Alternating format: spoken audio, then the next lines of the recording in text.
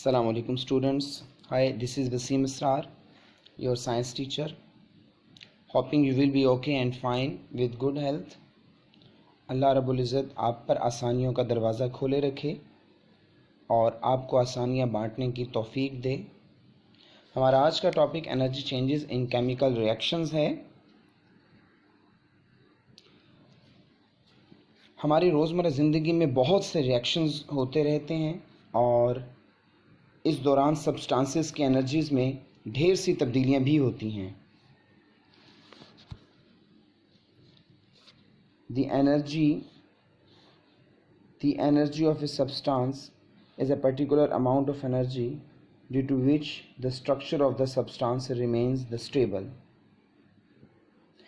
मतलब ये कि हर तरह का सब्सटेंस अपनी मखसूस एनर्जी के साथ ही अपना वजूद कायम रखता है, लेकिन जब केमिकल रिएक्शन का अमल हो तो सब्सटेंस की एनर्जी में चेंज आ जाता है और एनर्जी में ये तब्दीली हीट यानी हरारत के जज्ब या खारिज होने की सूरत में होती है। एनर्जी में तब्दीली को बुनियाद बनाकर केमिकल रिएक्शंस की दो अक़साम हैं, एक एक्सोथर्मिक रिएक्शन और दूसरा एंडोथर्मिक रिएक्शन। चलिए आज पहले हम एक्सोथर्मिक रिएक्शंस के बारे में पढ़ते हैं।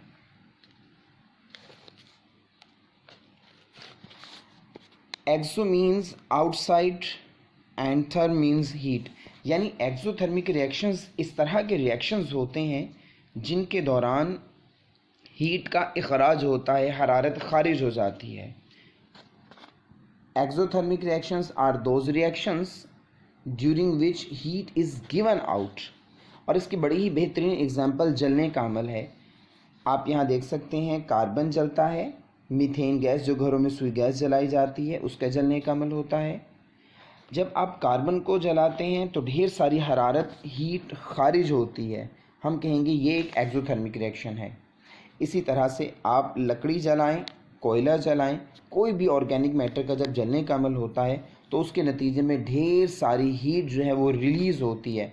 हम कहते हैं कि हरारत का खारिज होने का अमल एक्सोथर्मिक रिएक्शंस। लिहाजा हमारे इर्द गिर्द होने वाले बहुत सारे रिएक्शंस कि जिनके होने के दौरान में हीट खारिज होती है उसको हम एक्सोथर्मिक रिएक्शंस कहते हैं।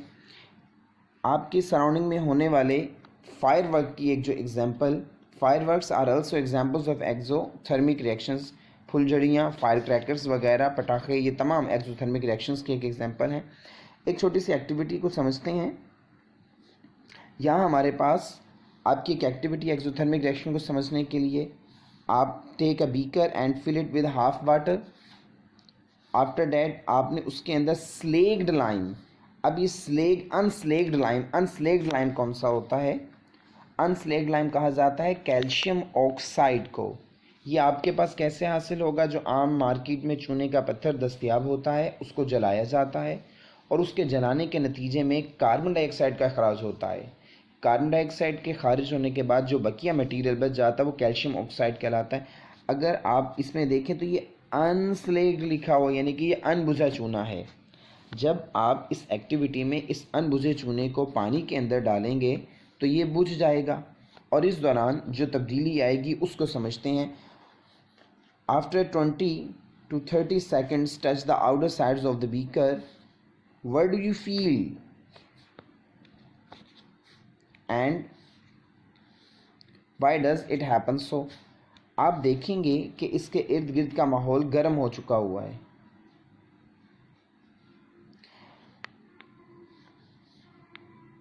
Sides of the beaker becomes warm. The heat which makes the mixture in the beaker and sides of the beaker warm is released by exothermic reactions.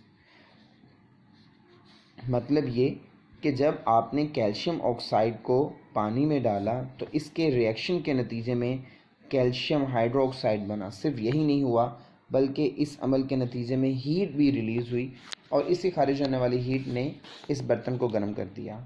हम पहले पढ़ चुके हैं कि कोई भी ऐसा रिएक्शन जिसके दौरान में हीट या हरारत का इखराज होता हो वो एक्सोथर्मिक रिएक्शन कहलाता है। केमिकल रिएक्शंस की दूसरी टाइप एंडोथर्मिक रिएक्शंस के बारे में हम समझते हैं आज। एंडोथर्मिक रिएक्शंस ऐसे रिएक्शंस होते हैं जिनके दौरान में हीट एब्जॉर्ब हो जाती है, यानी कि हीट इनसाइड आती है, हीट जज्ब हो जाएगी.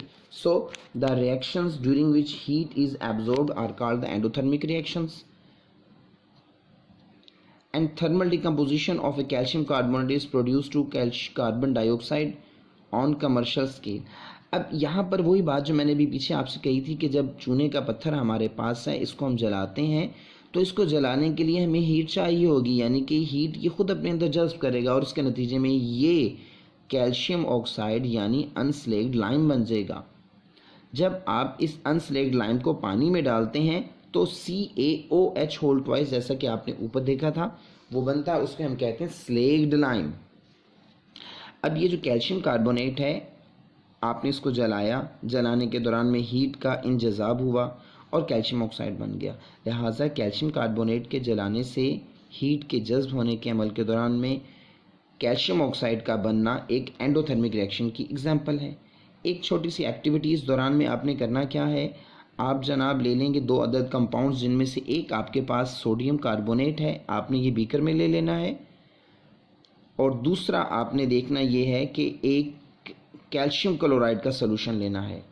आप सबसे पहले बीकर लीजिएगा, बीकर के अंदर आपने सोडियम कार्बोनेट का सोल्यूशन ऐड करना है, उसको अच्छी तरह से हिलाना है और ये थर्मामीटर उसमें डिप करके उसका टेम्परेचर नोट करना है कि इब्तदाई तौर पर इनिशियल उसका टेम्परेचर कितना है.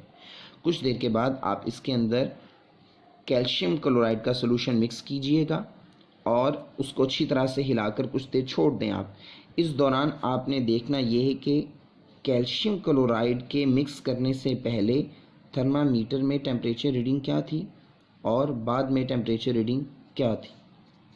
So during activity 5.6 you will feel that the sides of the beaker becomes cold, कि जब आपने इसके अंदर कैल्शियम क्लोराइड मिक्स किया तो ये थर्मामीटर टेम्परेचर की रीडिंग को नीचे लेकर चला गया, यानी कि इसने टेम्परेचर कम शो किया.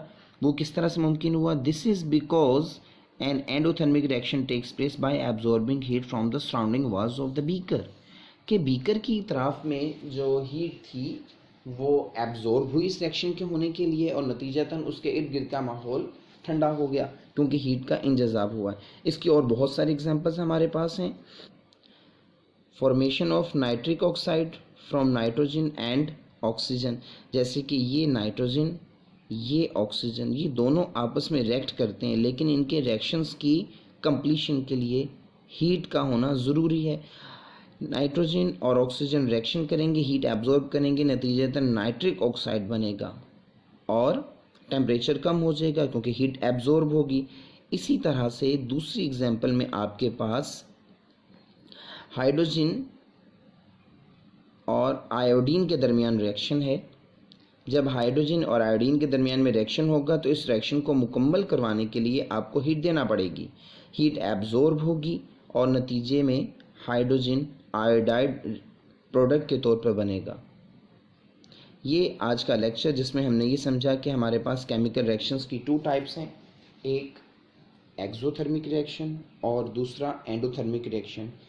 एक्सो मीन्स आउटसाइड, यानी ऐसे रिएक्शंस जिसमें हीट निकल जाती है सब्सटेंस के अंदर से, हीट रिलीज़ हो जाएगी, सब्सटेंस की हीट या एनर्जी में कमी वाक़या होगी.